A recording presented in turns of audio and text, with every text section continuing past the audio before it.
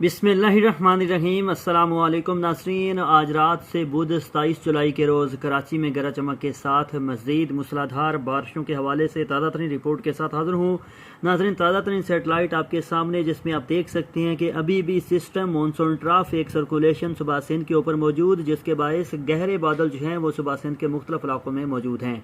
कराची के मौसम के हवाले से बात की जाए तो आज रात से कल यानी बुध 27 जुलाई के दौरान कराची में गरज चमक और तेज़ हवाओं के साथ मज़ीद मूसलाधार बारिश के इम्कानात मौजूद हैं।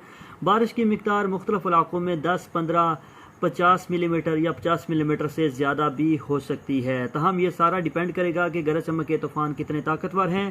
तहम फ़िलहाल की रिपोर्ट्स के मुताबिक कराची में आने वाले 24 घंटों के दौरान 36 घंटों के दौरान गरज चमक और तेज़ हवाओं के साथ मज़ीद बारिश के इम्कानात अभी मौजूद हैं। 28 जुलाई यानी जुमेरात 28 जुलाई से बारिशों का ये सिस्टम कराची समेत सुबह सिंध के बेशतर इलाकों से काफ़ी कमज़ोर हो जाएगा। इसके बाद नया सिस्टम इंशाअल्लाह जुलाई के आखिर और या फिर अगस्त में ही कराची में दाखिल होगा।